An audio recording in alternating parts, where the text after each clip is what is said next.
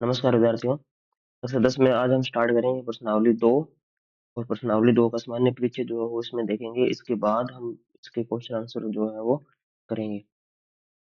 तो देखिए इसमें हमें दे रखा है कि एक चर वाले बहुपद व उनकी घात। जो एक चर वाले पॉलिनोमियल्स है वो उनकी घात क्या होती है उसके बारे में हम इसमें देखेंगे। इससे पहले आपने बहुपद तो पढ़ा ही होगा कि दो या दो से अधिक पदों से मिलकर जो बनते हैं वो क्या कहलाएंगे, इसमें बहुपद कहलाएंगे। और बहुपद के जो पद हैं उनको अलग अलग परिभाषित करने के लिए प्लस और माइनस के साइन लगते हैं, वो उनको अलग अलग परिभाषित करते हैं। गुणा और भाग से मिलकर तो एक ही पद रहता है। जैसे मैं 5x लिख दूं तो ये एक पद है इसमें। अगर मैं 5 + x लिख दूं तो इसमें दो पद है। 5 - x लिख दूं तो भी इसमें दो पद है। और अगर x/5 लिख दें तो इसमें एक पद है। देखिए इसमें गुणा हो रहा है और इसमें भाग। गुणा और भाग में तो पद क्या रहता है, मतलब उसको अलग अलग नहीं करता गुणा भाग, परंतु प्लस और माइनस क्या करता है, उसे अलग अलग करता है पदों को। इसके बाद अब देखिए कि बहुपद जो है उसकी घात देखनी पड़े इसमें, तो मेनली तो वही है। तो चर x के बहुपद px, मतलब x की फॉर्म में कोई बहुपद है उसका नाम दे रखा है यहाँ पर px। और इसमें x की जो उच्चतम घात है, x की उच्चतम घात क्या कहलाती है, बहुपद की घात या डिग्री कहलाती है।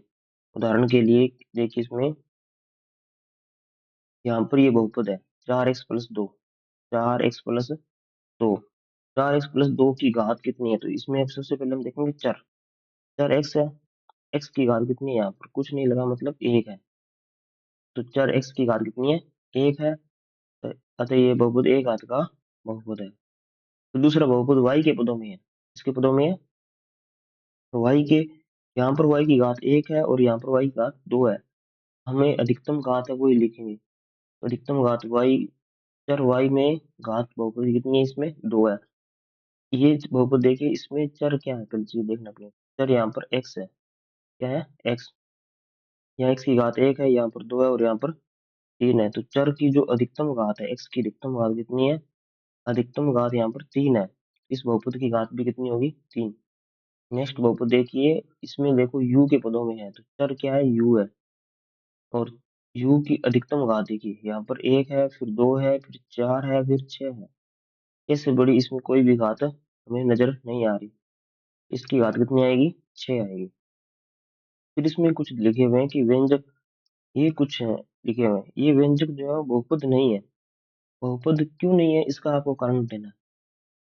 तो हम 9वीं क्लास में हम पढ़ चुके हैं कि जो बहुपद है, बहुपद जो है उसमें चर जो है वो उसकी घात क्या होती है, चर की घात पूर्ण संख्या होती है। क्या होती है,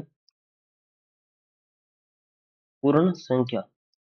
यानी कि चर की घात क्या हो सकती है, जीरो, एक, दो, तीन, इस प्रकार होगी तो बहुपद होगा। अगर घात माइनस में है, -1 है या घात 1/2 है, तब ये बहुपद नहीं होगा। तो पहला जो है वो बहुपद क्यों नहीं है, ये देखिए यहीं पर कर लेते हैं इसको। 1/में x-1 बटे में है, इसको अगर ऊपर लिखोगे तो इसे लिखोगे माइनस घात एक, माइनस की एक है, तो ये घात माइनस में आगे बहुपद नहीं होगा। यहाँ पर रूट लगा है, एक्स पर क्या लगा है, रूट। रूट का मतलब होता है एक्स की घात 1/2। और घात बटे में है तो भी वो बहुपद नहीं होगा। और इसमें वही है कि बटे में है, ऊपर लेके आओगे तो माइनस में होगा। एक्स की दो, 2x + 3, इसकी घात को अगर आप ऊपर करते हो तो क्या आएगी, -1 आएगी। और माइनस में घात है तो बहुपद नहीं होता। ये घात क्या होती है, हमेशा ही पूर्ण संख्या। और पूर्ण संख्या ही आपको ध्यान है कहाँ से शुरू होती है, जीरो से। घात जीरो हो सकती है, फिर एक, दो, तीन, तो एक, दो, तीन तक घात तक पढ़ा था आपने। एक घात, दो घात, इसमें तीन है और इस बहुपद की घात कितनी है, छह है। अब इनके कुछ नाम है वो भी हम देख लेते हैं कि एक घात वाले बहुपद को क्या कहते हैं। तो अगर किसी बहुपद की घात एक है, उस बहुपद को हम कहेंगे रैखिक बहुपद या लीनियर पॉलिनोमियल्स कहते हैं। उदाहरण के लिए देखिए, इसमें बहुपद ही देर का और एक्स पर एक घात है, ये एक घात का बहुपद है। यहाँ पर भी देखो, रूट 3 पर लगा है, एक्स पर नहीं लगा। अगर ये रूट एक्स पर लगा होता तो बहुपद ही नहीं होता। इसकी घात भी कितनी है, एक। फिर इसके बाद है वाई प्लस रूट 2। तो यहाँ पर भी वाई की घात कितनी देर की है आपको, एक। फिर इसमें बहुपद ये एक्स प्लस 2/11, तो एक्स की घात कितनी है यहाँ पर, एक। फिर इसके बाद में 3z+4, यहाँ पर जेड की घात एक। 2/3 u+1, इसमें भी u की घात एक। तो इन सभी बहुपदों की घात कितनी है, एक है। एक घात वाले बहुपद को क्या कहते हैं, रैखिक बहुपद। तो नाम याद रखना आप। कई बार एक परीक्षा में ऐसा होता है कि निम्न में से कौन सा रैखिक बहुपद है, कौन सा रैखिक बहुपद है, ऐसा पूछ लेते हैं। फिर एक तो रैखिक का उदाहरण दे देंगे, बाकी तीन अलग दे देंगे। ऑब्जेक्टिव में ऐसा प्रश्न आ सकता है। या फिर एक बहुपद दे दिया आपसे, दे दिया बहुपद, और आपसे पूछ ले बहुपद है, नीचे दे देंगे रैखिक, द्विघाती, त्रिघाती, ऐसे। तो आप इसमें बताओगे। ये बहुपद देखिए आगे, यहाँ तक है। तो इसमें चर एक्स है, एक्स की अधिकतम घात कितनी लगी है, यहाँ पर दो लगी है। तो ये जो है वो रैखिक बहुपद नहीं है, इसकी घात दो है। एक घात का है तो वो रैखिक होगा, इसके अलावा रैखिक नहीं होगा। यहाँ पर घात देखिए कितनी है, तीन। तीन घात का है तो भी रैखिक तो नहीं है। तो ये जो बहुपद है वो रैखिक बहुपद नहीं है। इसके बाद देखिए घात दो, दो घात के बहुपद को द्विघात बहुपद कहते हैं, क्वाड्रेटिक पॉलिनोमियल। और ये जो शब्द है क्वाड्रेट, तो इसका अर्थ है वर्ग, वर्ग यानी कि स्क्वायर करना। तो अब देखिए आप, इसमें बहुपद में घात दो होगी, तो उसे क्या कहते हैं, द्विघात बहुपद कहते हैं। ठीक है, तो इसमें ये बहुपद यहाँ तक। यहाँ पर चर एक्स है, एक्स है, एक्स की घात कितनी लगी है, दो। यहाँ पर चर क्या है, वाई, वाई की घात कितनी लगी है, दो। यहाँ पर चर क्या है, एक्स, और एक्स पर घात कितनी लगी है, दो। दो घात का बहुपद है, दो घात का बहुपद है, तो उसे द्विघात बहुपद कहेंगे। यहाँ पर u और u² और +5 यहाँ तक बहुपद है। तो u की घात कितनी है, अधिकतम दो। तो ये भी द्विघात बहुपद है। फिर इसके बाद इसमें √5 v², v पर स्क्वायर लगी है, तो ये भी द्विघात बहुपद है। इसके बाद देखिए 4z² + 1/7, तो ये भी द्विघात बहुपद है। द्विघात बहुपद के कुछ उदाहरण आपको इस प्रकार दे रखे हैं कि गुणांकों गुणांक वास्तविक संख्याएं हैं, जिनके गुणांक जो है, गुणांक क्या है, वास्तविक संख्याएं हैं। गुणांक समझते हो क्या होते हैं, गुणांक देखिए जैसे x² है, x² का गुणांक क्या है, दो। x का गुणांक क्या है, तीन। तो 2/5 जो है वो अचर है। फिर यहाँ पर देखिए इसमें x² का गुणांक क्या है, -1 है। x के आगे क्या लगा है, माइनस लगा है, तो माइनस का एक होगा। ऐसे इसमें u² का गुणांक क्या है, -2 है। तो ये सारी संख्याएं कौन सी है, वास्तविक संख्या। अभी हमने कंप्लीट किया था वास्तविक संख्याएं। वास्तविक संख्या में क्या कुछ आता है आपको पता ही होगा। फिर देखिए अधिक व्यापक रूप में एक्स में कोई द्विघात बहुपद जो है वो इस प्रकार होता है व्यापक रूप में। ये इसका जनरल फॉर्म व्यापक रूप है द्विघात बहुपद का। ax² + bx + c, यहाँ पर a b c कोई भी वास्तविक संख्या ले सकते हो आप, कोई भी। परंतु एक कंडीशन है यहाँ पर, a को कभी भी आप क्या नहीं लोगे, जीरो नहीं लोगे। a को आप कभी भी जीरो नहीं लोगे। इसके अलावा जितनी भी संख्याएं हैं, चाहे रूट में है, चाहे सीधी है, प्लस में है, माइनस में है, कोई भी संख्या है, वो आप ले सकते हो यहाँ पर a b c का मान। b और c का तो कुछ भी मान ले सकते हो। b को जीरो भी ले सकते हो, c को भी जीरो ले सकते हो। इसके अलावा भी कोई भी संख्या, जैसे b बराबर में √5 ले लिया, c बराबर माइनस का √3 ले लिया। तो इस प्रकार इनको कोई भी संख्या आप मान सकते हो। और a में बस एक कंडीशन है कि एक जीरो नहीं मान सकते, जीरो के अलावा a को भी कुछ भी आप मान सकते हो। यानी कि जो x² के गुणा में है उसको आप जीरो नहीं लोगे। तो देखिए यहाँ पर x² के गुणा में दो था, यहाँ y² के गुणा में कुछ नहीं है, मतलब एक है। यहाँ पर x² के गुणा में एक है, -1 है। यहाँ पर u² के गुणा में -2 है। यहाँ पर v² के गुणा में √5 है। और यहाँ पर जेड स्क्वायर की गुणा में 4 है। तो देखिए अलग अलग उदाहरण आपको मिल रहे हैं, प्लस की संख्याएं भी आ रही है, माइनस की भी आ रही है, रूट वाली भी आ रही है, भिन्न भी आ रही है, परिमेय संख्या भी इसमें जो है वो आ रही है। तो ये इसका व्यापक रूप याद करना। देखिए आगे जो प्रश्नावली है बहुपद अपना, ये इसी द्विघात बहुपद पर टिका हुआ है, और इसके बाद एक द्विघात समीकरण जो है आपकी प्रश्नावली वो भी आएगी, इसलिए इस पर ज्यादा थोड़ा फोकस कर रहे हैं कि ये आप अच्छे से करना। द्विघात बहुपद क्या होता है, इसका व्यापक रूप क्या है, कंडीशन क्या है। कंडीशन ये है कि a बराबर 0 कभी भी इसमें नहीं होता। इसके अलावा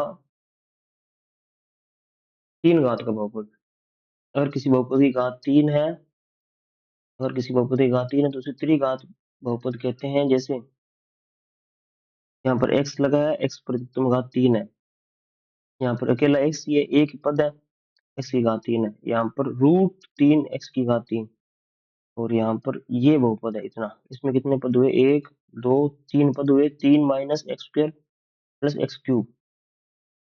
यहाँ पर ये बहुपद है, कितने पद है इसमें, 1 2 3 4, तो यहाँ पर x की घात 3, x की घात 3 इसमें है, तो इसमें ये भी 3 घात का बहुपद है। अब देखिए इसके अलावा बहुपद, बहुपद के क्या है, शून्य को भी बात कर रहे हैं इसमें। शून्य क्या होते हैं, शून्य का आप इतना याद रखो कि कोई बहुपद दे रखा है, उसमें x या चर का ऐसा मान, चर जो राशि है, चर राशि का ऐसा मान जो बहुपद में रखने पर, जो आपको कोई बहुपद दे रखा है px, उसमें x का ऐसा मान, कोई a मान लिया मैंने, तो उसमें रखने पर ये बराबर कितना कर दे, 0 कर दे, तो a जो है उस बहुपद के लिए क्या है, शून्य का काम करता है। a जो है उस बहुपद के किसका काम करता है, शून्य का। एग्जाम्पल लेते हैं, अच्छे से समझ आएगा। जैसे देखिए x square minus 2x plus 1, ये एक बहुपद है अपना, px मैंने x के पदों में एक बहुपद मान लिया। अगर मैं यहाँ पर x बराबर 1 रखता हूँ, x बराबर 1 रखता हूँ, तो यहाँ पर कितना आता है इसका मान, देखिए x की जगह 1, यहाँ पर 1 का स्क्वायर माइनस 2 और प्लस का 1, 1 का स्क्वायर 1 माइनस का 2 प्लस का 1, तो 1 प्लस 1 2 माइनस का 2, 0 दे रहा है। अब 1 के अलावा कहीं पर भी ये 0 नहीं देगा, परंतु द्विघात बहुपद है तो इसके दो शून्य होंगे, तो दो शून्य दोनों सेम ही होंगे, एक x बराबर 1 है, दूसरा भी x बराबर 1 ही आएगा।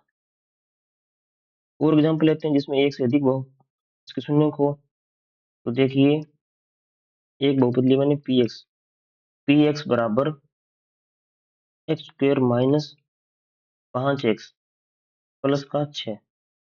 अब ये जो बहुपद है इसमें देखिए आप x बराबर मान रख दीजिए 1 2 3 ऐसे, -1 -2 -3, तो कहाँ पर 0 देगा ये, मैं x बराबर 2 रखता हूँ, x की जगह 2 रखा, तो क्या है, 2 की घात 2 -5 गुणा 2 प्लस का 6, 2 की घात 2 मतलब 4, 5 2 10 और प्लस का 6, तो प्लस का 6 प्लस का 4 प्लस का 10 माइनस का 10, 0 दे रहा है। इसके अलावा x बराबर 3 पर भी 0 देगा। जैसे यहाँ पर रखेंगे x बराबर 3, तो p3 बराबर 3 की घात 2 -5 3 प्लस 6, 3 की घात 2 का मतलब है 9 -15 और प्लस का 6, 9 और 6 15, माइनस का 15, 15 में से 15 घटाएं तो कितना आया, 0। तो दोनों में यहाँ पर 0 आ रहा है, x बराबर 2 रखो तो भी 0 आ रहा है, x बराबर 3 रखो तो भी 0 आ रहा है। अब ये द्विघात बहुपद है, कितनी घात का बहुपद है, द्विघात का, दो घात का बहुपद है, इसमें दो ही मान होंगे जो 0 देंगे, इसके अलावा और कोई भी मान नहीं है। 2 और 3 के अलावा ऐसा कोई भी मान नहीं है जो इसमें रखने पे आपको 0 मिल जाए। इस बहुपद के कितने शून्य होंगे, 2। ऐसे ही त्रिघात बहुपद के 3 शून्य होंगे। अगर रैखिक बहुपद आपको दे रखा है, उसके अगर शून्य को आप याद करो तो कैसे याद करोगे, रैखिक बहुपद के, जैसे आपको दे रखा है px बराबर 7x प्लस 3, इसके शून्य क्या होंगे? हम क्या करते हैं, इसके शून्य निकालने के लिए इसको 0 के बराबर कर देते हैं, और 7x बराबर 3 इस तरफ लेके आओगे तो माइनस का, 7 गुणा में इस तरफ आएगा तो भाग में, तो x बराबर माइनस का 3/7। ये जो है वो इस रेखिक बहुपद का क्या है, शून्यक है। यानी कि x की जगह अगर आप -3/7 रखते हो तो ये 0 देगा आपको। तो पुट करके देख लीजिए, 7 का 7, x की जगह क्या रखना है, -3/7, और प्लस में कितना है 3, तो 7 से 7 कैंसिल हो जाएगा, माइनस का 3 प्लस का 3 कितना आएगा, 0। और रेखिक बहुपद शून्य के निकालने के एक और तरीका भी है कि उसमें आप क्या कर दो, ऊपर तो लिख दो आप अचर पद, अचर पद, और भाग में लिख दो आप x का गुणांक, x का गुणांक, x का गुणांक लिखोगे और साथ में क्या लगाओगे, माइनस। अचर पद कितना है इसमें, 3, 3 लिख दिया, x का गुणांक कितना है इसमें 7, तो बटे में 7 लिख दिया, और -7 में लगाना है आपको। तो इसका जो शून्य है वो इस प्रकार हम याद कर लेंगे। तो ये कुछ अपने बेसिक इसमें जानकारी हुई बहुपद के बारे में, और शून्य उसके क्या होते हैं, घात क्या होती है, ये आप एक बार अच्छे से रिपीट करना इसको। फिर हम देखते हैं प्रश्नावली जो है आपकी 2.1, 2.1 छोटी सी एक्सरसाइज है, अभी इसमें कंप्लीट कर लेते हैं। प्रश्न को अच्छे से पढ़िए, आप क्या दे रखा है प्रश्न में। प्रश्न दे रखा है किसी बहुपद बहुपद px के लिए y बराबर px, यानी कि जो px है वो किसका मान है, y का, यानी कि y अक्ष, ग्राफ में 2 अक्ष होती है, एक x अक्ष होती है, एक y अक्ष, तो px जो है वो किसका मान है, y का मान है। प्रत्येक स्थिति में px के शून्यकों की संख्या ज्ञात कीजिए। px के शून्यक, px के शून्यक यानी कि शून्यक, शून्य का मतलब अभी बताया था, बहुपद का मान कितना आना चाहिए, 0, यानी कि px 0 आना चाहिए, px क्या आना चाहिए, 0। और px किसका मान है, y का, और y कहाँ 0 होता है, ये हमने प्रश्नावली 7 पढ़ी तब भी बताया था मैंने कि y कहाँ 0 होता है, y होता है 0 x अक्ष के ऊपर। कहाँ होता है y 0, x अक्ष के ऊपर, x अक्ष पर y क्या होता है, 0 होता है। तो प्रश्न को अच्छे से समझिए। प्रश्न में क्या दिया था, px के शून्यकों की संख्या, तो शून्य ज्ञात करने, तो px को रख दो शून्य के बराबर। मैंने यहाँ पर px को शून्य के बराबर कर दिया, शून्य के बराबर कर दिया। अब हमें पता है इसमें दे रखा है कि y जो है px के बराबर है, तो y भी 0 हो जाएगा। y 0 कब होता है, y 0 होता है x अक्ष के ऊपर। अगर ग्राफ x अक्ष के ऊपर से जा रहा है तब तो उसका शून्यक होगा, और अगर ग्राफ x अक्ष के ऊपर से नहीं जा रहा तो उसका शून्यक नहीं होगा। तो ये जो ग्राफ है इसका ये है, और x अक्ष अपनी इधर है, x अक्ष को कट कर नहीं रहा, तो इसके शून्य कितने होंगे, इसका एक भी शून्यक नहीं होगा, तो इसमें 0 शून्यक लिख दो आप। ये ग्राफ है, ये x अक्ष को कहाँ कट कर रहा है, यहाँ पर एक बार कट कर रहा है, इसके शून्यक होंगे 1। ये जो ग्राफ है x अक्ष को कितनी बार कट कर रहा है, 1, 2, 3, तो y के 3 मान आ रहे हैं, मतलब y 3 बार 0 आ रहा है, 3 बार 0 आ रहा है, तो इसके शून्य कितने आ जाएंगे, 3। फिर ये ग्राफ देखिए आप, ये x अक्ष को कितनी बार कट कर रहा है, 2 बार, तो इसके शून्य कितने होंगे, 2। ये ग्राफ x अक्ष को कितनी बार कट कर रहा है, 4 बार, तो इसके शून्य कितने हुए, 4। ये ग्राफ कट करे या स्पर्श करे, कुल मिलाकर ग्राफ x अक्ष के ऊपर पहुंचना चाहिए। तो बात यह है कि ग्राफ x अक्ष के ऊपर पहुंचना चाहिए, तो ये यहाँ पर x अक्ष के ऊपर पहुंच रहा है, ये रहा और ये रहा। कितने पॉइंट है इसमें, 3 पॉइंट। तो ये जो प्रश्नावली आपकी 2.1 है वो कंप्लीट होती है, और इसके साथ बेसिक भी आपका इसमें कंप्लीट हो रहा है। नेक्स्ट क्लास में हम करेंगे 2.2। तो ये प्रश्नावली छोटी सी थी, इसमें बस बेसिक जानकारी है वो आपको अच्छे से होनी चाहिए, तो क्वेश्चन आप आसानी से इसके कंप्लीट कर लोगे।